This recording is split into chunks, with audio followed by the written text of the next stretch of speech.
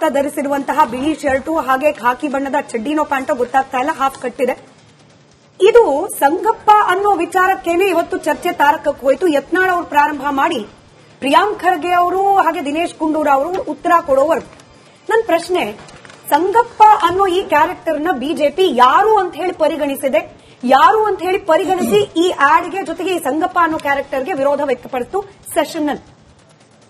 ಮೊದಲನೇದಾಗಿ ಈ ಕಾಂಗಪ್ಪ ಪಕ್ಷದ ಸರ್ಕಾರ, ಈ ಕಾಂಗಪ್ಪ ಪಕ್ಷದ ಸರ್ಕಾರ ಪಾಯಿಂಟ್ ಮಾಡ್ತಾ ಇರೋದು ರಿಪಬ್ಲಿಕ್ ಕನ್ನಡದಕ್ಕೂ ಇದಕ್ಕೂ ಸಂಬಂಧ ಇಲ್ಲ, ಮುಂದುವರಿಸಿ. ಎಸ್, ನಾನು ಹೇಳ್ತಾ ಇರುವಂತದ್ದು ಈ ಕಾಂಗಪ್ಪ ಪಕ್ಷದ ಸರ್ಕಾರ ಏನಿದೆ ಇವತ್ತು ಟ್ರೋಲ್ ಪೇಜ್ಗಳಿಗಿಂತನೂ ಕೀಳಾಗಿ ಇಷ್ಟೊಂದು ಆಡ್ಗಳನ್ನ ಕೊಡುವ ಮೂಲಕ ಒಂದು ಸರ್ಕಾರದ ಶಿಷ್ಟಾಚಾರ ಹಾಗೂ ಇಲಾಖೆಯ ಒಂದು ಮಾನ ಮರ್ಯಾದೆಯನ್ನ ಗಾಳಿಗೆ ತೂರಿದೆ ಅಂತ ಹೇಳಲಿಕ್ಕೆ ಬಯಸ್ತೀನಿ. ನಂಬರ್ 1.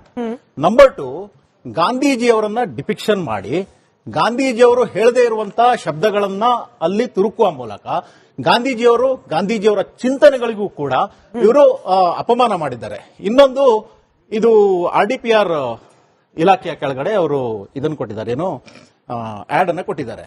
ಇವರು RDPR ಇಲಾಖೆಯಲ್ಲಿ ಏನೇನು ಅಭಿವೃದ್ಧಿ ಮಾಡಿದ್ದಾರೆ, ಏನೇನು ಪ್ರಗತಿಯ ಕಾರ್ಯಕ್ರಮವನ್ನು ಮಾಡಿದ್ದಾರೆ, ಏನೇನು ಇಲಾಖೆಯ ಸಾಧನೆಗಳು ಅನ್ನುವಂಥದ್ದನ್ನು ಕೊಟ್ಟಿದ್ರೆ ಇಡೀ ರಾಜ್ಯದ ಜನರು ಖುಷಿ ಆಗ್ತಿದ್ರೇನು.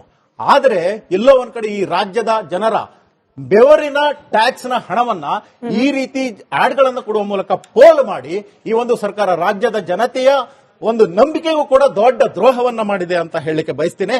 ಆದ್ರಿಂದಾಗಿ ಈ ಸರ್ಕಾರ ಹಾಗೂ RDPR ಇಲಾಖೆ, RDPR ಮಿನಿಸ್ಟರ್ ಕೂಡ ಅವರು ಕ್ಷಮೆ ಕೇಳಬೇಕು ಅಂತ ಹೇಳ್ಕೊಂಡು ನಾನು ಈ ಮೂಲಕ ಗಾಂಧೀಜಿ ಅವರ ಬಾಯಲ್ಲಿ ಬರದ ಮಾತುಗಳನ್ನ ಬಳಸಿದ್ದಾರೆ, ಗಾಂಧೀಜಿ ಅವರ ಒಂದು ಪಿಕ್ಚರ್ ಅನ್ನ ಕೂಡ ಬಳಸಿದ್ದಾರೆ ಅನ್ನೋದಷ್ಟೇ ಕೋಪಕ್ಕೆ ಕಾರಣನ ಸರ್? ನಾನು ನೇರವಾಗಿ ಕೇಳ್ಬಿಡ್ತೀನಿ, ಸಂಗಪ್ಪ ಅಂತ ಬಳಸಿರೋದು ಸಂಘ ಪರಿವಾರಕ್ಕೆ ಕನೆಕ್ಟೆಡ್, ಆ ವೇಷಭೂಷಣ ಕೂಡ ಸಂಘ ಪರಿವಾರಕ್ಕೆ ಕನೆಕ್ಟೆಡ್, ಪರೋಕ್ಷವಾಗಿ ಕಾಂಗ್ರೆಸ್ ಸರ್ಕಾರ ಸಂಘ ಪರಿವಾರದ ಚಿಂತನೆಯಿಂದ ಪ್ರೇರಿತವಾಗಿ VVG ರಾಮ್ಜಿ ಅನ್ನೋ ಹೆಸರನ್ನು ತಂದಿದ್ದಾರೆ, ಗಾಂಧೀಜಿ ಕಿತ್ತಾಕಿದ್ದಾರೆ ಅನ್ನೋದನ್ನ ಜನರಿಗೆ ತಿಳಿಸೋ ಪ್ರಯತ್ನ ಮಾಡ್ತಿರೋದು ಬಿಜೆಪಿ ಪಕ್ಷಕ್ಕೆ ಸಹಿಸ್ಲಿಕ್ಕೆ ಆಗ್ತಾ ಇಲ್ಲ. ಹಾಗಾಗಿ ವಿರೋಧ. ಗಾಂಧಿಗಿಂತ ಹೆಚ್ಚಾಗಿ ಸಂಘ ಪರಿವಾರದ ಪ್ರಸ್ತಾಪ ಆಗಿರೋದು ಬಿಜೆಪಿ ಆಕ್ಷೇಪ ಕಾರಣವಾಗ್ತಿದೆ. ನೋಡಿ, ಎಲ್ಲೋ ಒಂದ್ ಕಡೆ ಇವರು ಸಂಗಪ್ಪ ಅಂತ ಹೇಳುವ ಮೂಲಕ ಈ ದೇಶದಲ್ಲಿ ದೇಶಕ್ಕೋಸ್ಕರ ಹೋರಾಡ್ತಾ ಇರುವಂತಹ, ದೇಶಕ್ಕೋಸ್ಕರ ಕೆಲಸ ಮಾಡ್ತಿರುವಂತಹ ಒಂದು ರಾಷ್ಟ್ರೀಯ ಸ್ವಯಂ ಸೇವಕ ಸಂಘ ಅವರ ಕೋಟಿ ಸ್ವಯಂ ಸೇವಕರಿಗೂ ಕೂಡ ಎಲ್ಲೋ ಒಂದ್ ಕಡೆ ಅಪಮಾನ ಮಾಡಿದ್ದಾರೆ, ಅವರಿಗೂ ಕೂಡ ಹರ್ಟ್ ಮಾಡಿದ್ದಾರೆ ಅನ್ಸುತ್ತೆ. ಆದ್ರೆ ಆಗ್ತಿರೋದು ಗಾಂಧಿ ಅವ್ರ ಜೊತೆ ಅಲ್ವಾ? ನೋಡಿ, ನಿಮಗೆ ಇವಾಗ ನಾನು ನೋಡ್ಕೊಂಡು ಬಂದ ಪ್ರಕಾರ ಸರ್ಕಾರಗಳು ಆಡ್ ಕೊಡೋದಕ್ಕೆ ಒಂದು ಶಿಷ್ಟಾಚಾರ ಅಂತ ಇರುತ್ತೆ. ನೋಡಿ, ನಾವೇನು ಯೋಜನೆ ತರ್ತಿರ್ತೀವಿ ಅದರ ಒಂದು ಸೇಲೆಂಟ್ ಪಾಯಿಂಟ್ಸ್ ಏನು, ಅದರ ಜನರಿಗೆ ಅದರಿಂದ ಲಾಭ ಏನಾಗುತ್ತೆ ಅನ್ನುವಂಥದ್ದು ಕೊಡ್ತಾರೆ. ಆದ್ರೆ ಈ ತರ ಕೊಡುವಂಥದ್ದು ಎಲ್ಲಾದ್ರೂ ಇದೆಯಾ? ಇದೆಲ್ಲ ಒಂಥರ ಟ್ರೋಲ್ ಮಾಡುವಂತ ತರದಲ್ಲಿ ಕೊಟ್ಟಿದ್ದಾರೆ.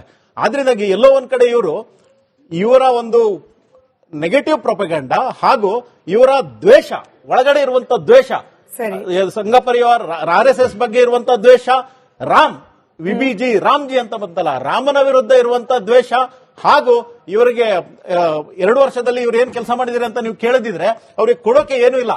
ಒಂದು ಸರ್ಕಾರ ಏನ್ ಮಾಡ್ಬೇಕಂತ ಹೇಳಿದ್ರೆ ಏನ್ ಕೆಲಸ ಮಾಡಿದ್ರಿ ಅಂತ ಹೇಳಿದ್ರೆ 1, 2, 3, 4 ಅಂತ ತೆಗೆದು ಹಿಂಗ್ ಬಿಟ್ಬೇಕು.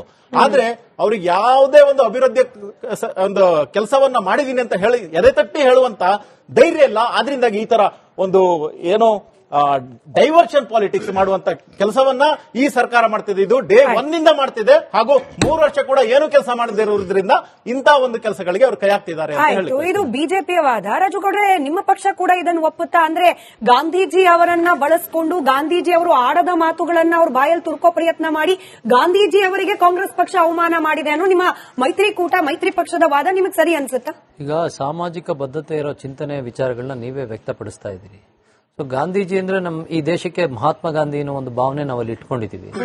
ಆಮೇಲೆ ನೀವು ಯಾವುದೇ ಒಂದು ಸರ್ಕಾರ, ರಾಜ್ಯ ಸರ್ಕಾರ ಆಗ್ಲಿ ಕೇಂದ್ರ ಸರ್ಕಾರ ಆಗ್ಲಿ, ನೀವು ಕೊಡುವಂತ ಅಡ್ವರ್ಟೈಸ್ಮೆಂಟ್ಗಳು ಸಾಮಾಜಿಕ ಬದ್ಧತೆಯನ್ನ ಪ್ರದರ್ಶಿಸಬೇಕೇ ವಿನಃ ದ್ವೇಷ ಮತ್ತು ಇನ್ನೊಂದು ಅಸೂಯೆಗಳನ್ನ ಪ್ರದರ್ಶಿಸಬಾರ್ದು. ನೀವು ಕೊಟ್ಟಿರುವಂತ ಅಡ್ವರ್ಟೈಸ್ಮೆಂಟ್ ಈಗ ಮಾಧ್ಯಮಗಳಲ್ಲಿ ಚರ್ಚೆ ಆಗ್ತಾ ಇದೆ ಅಂದ್ರೆ ಯಾವ ವಿಚಾರಕ್ಕೆ ಚರ್ಚೆ ಆಗ್ತಾ ಇದೆ ನೋಡಿ. ಇವತ್ತು ಒಂದು ಸಬ್ಜೆಕ್ಟ್ ಆಗಿದೆ ಅಂದ್ರೆ ನಿಮ್ಮ ಮನಸ್ಥಿತಿನ ಎಲ್ಲಿಗೆ ತಂದು ಇಟ್ಕೊಂಡಿದ್ದೀರಿ ನೋಡಿ.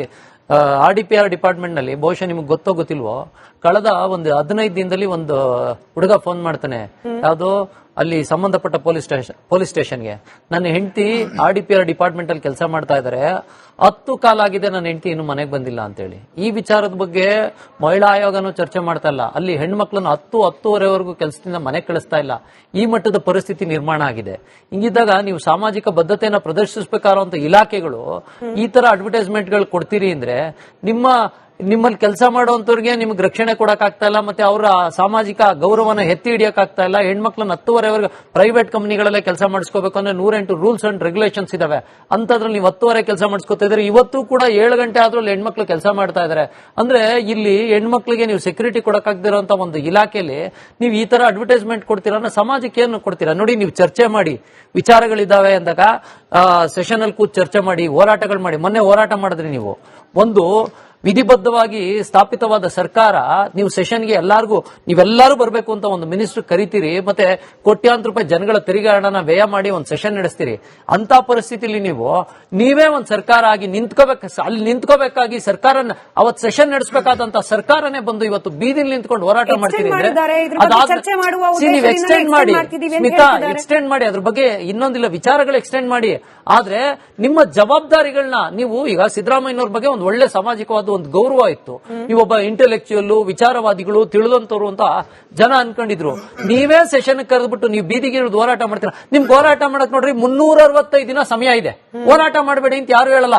ಈ ದೇಶದ ಪ್ರತಿಯೊಬ್ಬ ನಾಗರಿಕನ ಹಕ್ಕು. ಪ್ರಜಾಪ್ರಭುತ್ವ ರಾಷ್ಟ್ರದಲ್ಲಿ ಇದೀವಿ. ನಾಳೆ ನನ್ಗೊಂದು ಸಮಸ್ಯೆ ಆಯ್ತು ನೋಡಿ, ಇಲ್ಲಿ ನನ್ನ ಸ್ನೇಹಿತರು ಕೂತಿದ್ದಾರೆ, ಕಾಲೇಜ್ ವಿಚಾರಗಳಲ್ಲಿ ಹೋರಾಟ ಮಾಡಿದೆ ಅಂತಾರೆ. ಹೌದು, ಅವ್ರು ಹೋರಾಟ ಮಾಡುವಂತ ಹಕ್ಕು. ಬಿಜೆಪಿಯವರು ಇದ್ದಾರೆ, ಪತ್ರಕರ್ತರು, ನಾವು ಪತ್ರಕರ್ತರು ಕೂಡ ಹೋರಾಟಗಳನ್ನ ಮಾಡಿದೀವಿ. ಯಾವಾಗ ಹೋರಾಟ ಮಾಡಕ್ ಒಂದು ಸಮಯ ಅಂತ ಇರುತ್ತಲ್ವಾ, ಆ ಸಮಯದಲ್ಲಿ ಹೋರಾಟ ಮಾಡೋದ್ಬಿಟ್ಟು ಜನಗಳ ತೆರಿಗೆ ಹಣ ನಾಳ್ ಮಾಡಿದಲ್ದಲ್ಲೇ RDPR ಅಂತ ಒಂದು ಡಿಪಾರ್ಟ್ಮೆಂಟ್, ನಿಜವಾಗ್ಲೂ ಹೇಳ್ತೀನಿ, ಆ ಗ್ರಾಮ ಪಂಚಾಯತಿಗಳಲ್ಲಿ ಆಯ್ತಾ ಇರೋ ಹಗರಣಗಳು ನಿನ್ನೆ ನಮ್ಮ ಉಪಲೋಕಾಯುಕ್ತರು ಹೋಗಿ ಮೈಸೂರಿನಲ್ಲಿ ಮತ್ತೆ ಮಂಡ್ಯದಲ್ಲಿ 1298 ಖಾತೆಗಳ ದಾಖಲಾತಿಗಳು ಮಿಸ್ ಆಗಿದಾವೆ ಅಂತ ಇಡೀ ದಿನ ಅವ್ರಿಗೆ ಡ್ರಿಲ್ ಮಾಡಿದ್ದಾರೆ. ಸೊ ಇಂಥ ವಿಚಾರಗಳಿದ್ದಾಗ ಮತ್ತೆ ಅಲ್ಲಿ ಸಮಾಜಕ್ಕೆ ಆಗ್ತಾ ಇರುವಂತ ಅನ್ಯಾಯಗಳ ವಿರುದ್ಧ ನೀವು ಅಡ್ವರ್ಟೈಸ್ಮೆಂಟ್ ಕೊಡ್ಬೇಕೆ ವಿನಃ ನೀವು ಯಾರಾನು ಒಬ್ಬ ಪ್ರೈವೇಟ್ ವ್ಯಕ್ತಿ ಪ್ರೈವೇಟ್ ವ್ಯಕ್ತಿ ನಿಮ್ ಕಾಂಗ್ರೆಸ್ನವ್ರು ಯಾರನ್ನು ಕೊಟ್ಟಿದ್ರೆ ಅಬ್ಜೆಕ್ಷನ್ ಇರಲಿಲ್ಲ.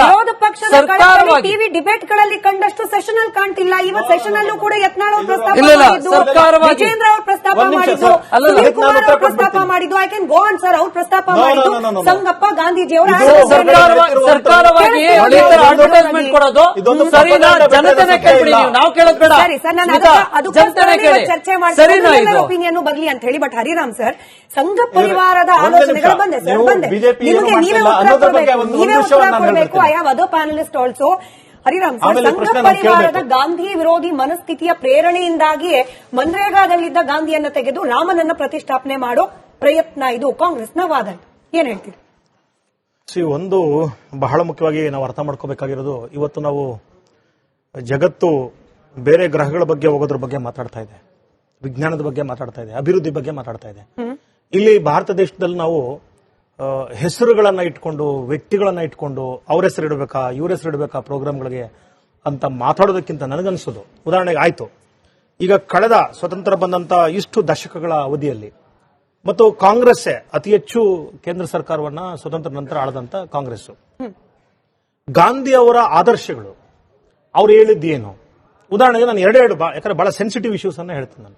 ಈಗ ಸ್ವತಂತ್ರ ಬಂದು ಸಂವಿಧಾನ ಬಂದು ಎಷ್ಟು ವರ್ಷಗಳಾಗಿದೆ, ಇವತ್ತು ಕೂಡ ಕರ್ನಾಟಕದಲ್ಲಿ ನಾನು ಹೇಳ್ತಾರೆ, ಕರ್ನಾಟಕದ ಗ್ರಾಮೀಣ ಪ್ರದೇಶದಲ್ಲಿ ಇವತ್ತು ಕೂಡ ನೀರು ಮತ್ತು ವಾಟರ್ ಅಂಡ್ ಸ್ಯಾನಿಟೇಷನ್, ನೀರು ಮತ್ತು ನೈರ್ಮಲ್ಯದ ಚರಂಡಿ ವ್ಯವಸ್ಥೆ ಇನ್ನೊಂದೆಲ್ಲವೂ ಕೇವಲ 48% ಇರೋದು. ಇನ್ನು ಉಳಿದಂಗೆ 52% ಜನರ ಕಥೆ ಏನು? ಶಿಕ್ಷಣ ಬಂದಾಗ 30% ರೂರಲ್ ಪಾಪ್ಯುಲೇಷನ್, 30% ರೂರಲ್ ಪಾಪ್ಯುಲೇಷನ್ ಮಾತ್ರ ಸೆಕೆಂಡರಿ ಎಜುಕೇಶನ್ ಪಡ್ಕೊಂಡಿರೋದು, ಬರೀ 30% ರೂರಲ್ ಪಾಪ್ಯುಲೇಷನ್ ಅಲ್ಲಿ. ಇದು ಏನೋ ಬೇಸಿಕ್ ಇರತಕ್ಕಂಥ ಪ್ರಶ್ನೆ. ಮತ್ತೆ ಇನ್ನೊಂದು ಬಹಳ ಮುಖ್ಯವಾಗಿ ಗಾಂಧಿ ಅವರು ಹೇಳಿದಂತ, ಮತ್ತೆ ನಾನು ಇದಕ್ಕೆ ಎರಡಕ್ಕೂ ಒಂದು ಉದಾಹರಣೆ ಕೊಟ್ಬಿಡ್ತೀನಿ, ಯಾಕಂದ್ರೆ ನಾನು ಹೆಚ್ಚು ಪಾವಗಡದಲ್ಲಿ ಸ್ವಲ್ಪ ಒಂದಿಷ್ಟು ಹೋರಾಟ ಮಾಡಿ ಕೆಲಸ ಮಾಡ್ತಾ ಇದ್ದೀನಿ. 2025ನೇ ಇಸ್ವಿಯಲ್ಲಿ ಪರಿಸ್ಥಿತಿ ಹೇಗಿದೆ ಅಂದ್ರೆ, ಅಲ್ಲಿ ಶಿಕ್ಷಣ ಉದಾಹರಣೆಗೆ ಪಾವಗಡದ ತಾಲೂಕಿನಲ್ಲಿ ಅಲ್ಲಿರ್ತಕ್ಕಂಥ ಜನರಲ್ ಪಾಪ್ಯುಲೇಷನ್ ಪೈಕಿ ಎಜುಕೇಶನ್ ಲಿಟ್ರಸಿ ಇರತಕ್ಕಂಥದ್ದು 51% ಲಿಟ್ರಸಿ, ಶೆಡ್ಯೂಲ್ಡ್ ಕಾಸ್ಟ್ ಪೈಕಿ 21% ಲಿಟ್ರಸಿ ರೇಟ್ ಇರೋದು, ಶೆಡ್ಯೂಲ್ಡ್ ಟ್ರೈಬ್ಸ್ ಪೈಕಿ ಕೇವಲ 17%. 2025ನೇ ಇಸ್ವಿಯಲ್ಲಿ ಇದೀವಿ, scheduled tribes literacy rate 17%, scheduled cost 21%. ಮತ್ತೆ ಉದ್ಯೋಗ ಪ್ರಶ್ನೆ ಬಂದಾಗ ಪಾವಗಡದಲ್ಲಿ ನೀವು ಯಾವ ಹಳ್ಳಿಗಾದ್ರೂ ಹೋಗಿ ನೋಡಿ, ಯುವಕರು ಯಾರು ಇಲ್ಲ, ಎಲ್ಲ ಬೆಂಗಳೂರು. ಯಾಕಂದ್ರೆ ಒಂದು ಉದ್ಯೋಗ ಸೃಷ್ಟಿಯಾಗ್ತಾ ಇಲ್ಲ. ಆಸ್ಪತ್ರೆ, ತಾಲೂಕು ಆಸ್ಪತ್ರೆ ಇದೆ, ಅಲ್ಲಿ ಸರ್ಕಾರದ ಲೆಕ್ಕ ಕೊಟ್ಟಿರೋ ಪ್ರಕಾರನೇ, ಅವರ ಅಪಾಯಿಂಟ್ಮೆಂಟ್ ಲೆಕ್ಕ ಪ್ರಕಾರನೇ ಸುಮಾರು 14 ಡಾಕ್ಟರ್ಗಳು ಇರಬೇಕು, 3 ಜನ ಡಾಕ್ಟರ್ಗಳಿರೋದು. ಕಳೆದ ವರ್ಷ 8 ಜನ ಗರ್ಭಿಣಿಯರು ಸತ್ತೋಗಿದ್ದಾರೆ ಪಾವಗಡದ ಆಸ್ಪತ್ರೆಯಲ್ಲಿ. ಸತ್ರೆ ಇವತ್ತು ಕೂಡ ಬೆಟ್ಟ ಗುಡ್ಡಗಳಲ್ಲಿ ಹೋಗಿ ಹೆಣ್ಣುಗಳನ್ನ ಶವಗಳನ್ನ ಹೂಳುವಂತ ಪರಿಸ್ಥಿತಿ ಇದೆ. ಗಾಂಧೀಜಿಯವರ ಗಾಂಧೀಜಿ ಬಗ್ಗೆ ಮಾತಾಡ್ತಾರೆ, ಗಾಂಧೀಜಿ ಗ್ರಾಮ ಸ್ವರಾಜ್ಯದ ಬಗ್ಗೆ ಮಾತಾಡ್ತಾರೆ. ಗಾಂಧಿ ಅವರು ಹೇಳಿದಂತದ್ದೇನು, ಎಥಿಕಲ್ ಲೀಡರ್ಶಿಪ್ ಬಗ್ಗೆ ಬಹಳ ಮಾತಾಡ್ತಾರೆ. ಯಾವ ಎಥಿಕ್ಸ್ ಇದೆ ಇವತ್ತು ನಿಮ್ಮ ಪಕ್ಷದಲ್ಲಿ? ಕೇಳ್ತಿದ್ದೀರಾ, ಬಿಜೆಪಿ ಇಬ್ರು. ಉದಾಹರಣೆಗೆ ಮೊನ್ನೆ ಕಾಂಗ್ರೆಸ್ನ ಒಬ್ಬ ಮಾಜಿ ಡಿಫಿಟೆಡ್ MLA ಕ್ಯಾಂಡಿಡೇಟ್ ತಹಸೀಲ್ದಾರ್ನ ಯಾವ ಅದ್ಭುತವಾದ ಭಾಷೆಯಲ್ಲಿ ಎಷ್ಟು ಡಿಗ್ನಿಫೈಡ್ ಆಗಿ ಮಾತಾಡಿದ್ರು. ಹೀಗೆ ನೀವು ಎಥಿಕ್ಸ್ ಎಲ್ಲಿದೆ ನಿಮ್ಮ ಲೀಡರ್ಶಿಪ್ ಅಲ್ಲಿ? ಗಾಂಧೀಜಿ ಹೇಳಿದ್ದು ಎಥಿಕಲ್ ಲೀಡರ್ಶಿಪ್ ನ ಡೆವಲಪ್ ಮಾಡ್ಕೊಳ್ಳಿ ಅಂತ, ಮತ್ತೆ ಸಮಾನತೆ ಮತ್ತು ನ್ಯಾಯ ಕೊಡ್ರಿ ಅಂತ. ಎಲ್ಲಿದೆ ಸಮಾನತೆ ಮತ್ತು ನ್ಯಾಯ? ಅದ್ರ ಜೊತೆಗೆ ಬಹಳ ಮುಖ್ಯವಾಗಿ ಡಿಸೆಂಟ್ರಲೈಸೇಷನ್ ಆಫ್ ಪವರ್ ಬಗ್ಗೆ ಮಾತಾಡ್ತಾರೆ. ನೀವು ನಾಮಕೆ ವಾಸ್ತ ಮಾಡಿದಿರಿ, ನಿಜವಾಗ್ಲೂ ನೀವು ಪಂಚಾಯತಿಗಳಿಗೆ ಅಧಿಕಾರ ಕೊಟ್ಟಿದ್ದೀರಾ? ಅವರು ಕೇಳುವಂತ ಹಣವನ್ನ ಕೊಟ್ಟಿದ್ದೀರಾ? ಒಂದ್ಸಲಿ ಪಂಚಾಯತಿಗಳು ಮುಗಿದ್ರೆ 7 ವರ್ಷ 10 ವರ್ಷ ಎಲೆಕ್ಷನ್ ಮಾಡಲ್ಲ ನೀವು. ಬೆಂಗಳೂರು BBMP ಉದಾಹರಣೆಗೆ 5 ವರ್ಷ ಆಯ್ತು, ಇನ್ನೂ ಚುನಾವಣೆ ಮಾಡಿಲ್ಲ. ಗ್ರಾಮ ಪಂಚಾಯತಿಗಳು, ಜಿಲ್ಲಾ ಪಂಚಾಯತಿ, ತಾಲೂಕ್ ಪಂಚಾಯತಿ ಎಲೆಕ್ಷನ್ ಮಾಡಲ್ಲ. ಗಾಂಧಿ ಹೇಳ್ತಾರೆ ಅದನ್ನ ಮಾಡಲ್ಲ. ಗಾಂಧಿ ಹೆಸರು ಹೇಳ್ರಿ, ಗಾಂಧಿ ಹೆಸರಲ್ಲಿ ರಾಜಕಾರಣ, ರಾಮನ ಹೆಸರಲ್ಲಿ ರಾಜಕಾರಣ. ಅವರ ಆದರ್ಶಗಳ ಬಗ್ಗೆ ಮಾತಾಡಬೇಕೆ ಹೊರತು ಹೆಸರು ಬಗ್ಗೆ ಮಾತಾಡೋದ್ರಿಂದ ಏನು ಪ್ರಯೋಜನ? ಹೆಸರಲ್ಲೇ ಅಲ್ವಾ ಸರ್ ಎಲ್ಲ ನಡೀತಿರೋದು. ನಾನು ಅನಂತ್ ಅವರಿಗೆ ಪ್ರಶ್ನೆ ಕೇಳಲಿಕ್ಕೆ ಮುಂಚೆ PC ಮೋಹನ್ ಅವರು ಟ್ವೀಟ್ ಒಂದನ್ನ ಮಾಡಿದ್ರು. ಇದನ್ನ ವೆರಿಫೈ ಮಾಡೋ ಪ್ರಯತ್ನ ರಿಪಬ್ಲಿಕ್ ಕನ್ನಡ ಕೂಡ ಮಾಡ್ತಾ ಇದೆ. ಬಹುಶಃ ನಾಳೆ ಬೆಳಗ್ಗೆ ಒಳಗೆ ಅದರ ರಿಪೋರ್ಟ್ಸ್ ಕೂಡ ಬರುತ್ತೆ. ಸಾಧ್ಯ ಆದ್ರೆ PC ಮೋಹನ್ ಅವರ ಟ್ವೀಟ್ ಅನ್ನ ಸ್ಕ್ರೀನ್ ಮೇಲೆ ತನ್ನಿ ಸರ್. ಹೆಸರು ಬದಲಾವಣೆ ಬಗ್ಗೆ, ಅದರಲ್ಲೂ ಗಾಂಧೀಜಿ ಅವರ ಹೆಸರನ್ನ ತೆಗೆದಿರೋ ವಿಚಾರಕ್ಕೆ ಫುಲ್ ಸ್ಕ್ರೀನ್ ತಗೊಳ್ಳಿ ಸಾಧ್ಯ ಆದ್ರೆ. ಈಗ ಲಿಟ್ರಲಿ ಬೊಬ್ಬೆ ಹೊಡಿತಿರುವ ಈ ತರದ ಪದ ಪ್ರಯೋಗ ಮಾಡ್ಲಿಕ್ಕೆ ಕಷ್ಟ, ಬಟ್ ಸ್ಟಿಲ್ ಹಾಗೆ ಆಗಿದೆ ಪರಿಸ್ಥಿತಿ ಅನ್ನೋ ಕಾರಣಕ್ಕೆ ಬೊಬ್ಬೆ ಹೊಡಿತಿರುವ ಕಾಂಗ್ರೆಸ್ ಪಕ್ಷ ಗಾಂಧಿನಗರದ ವಾರ್ಡ್ 1ರಲ್ಲಿದ್ದ ಗಾಂಧಿ ಹೆಸರನ್ನ ತೆಗೆದು ನೆಹರು ನಗರ ಅಂತ ಮಾಡಿದೆ ಅಂತ ಹೇಳಿ PC ಮೋಹನ್ ಅವರು ಆರೋಪ ಮಾಡಿ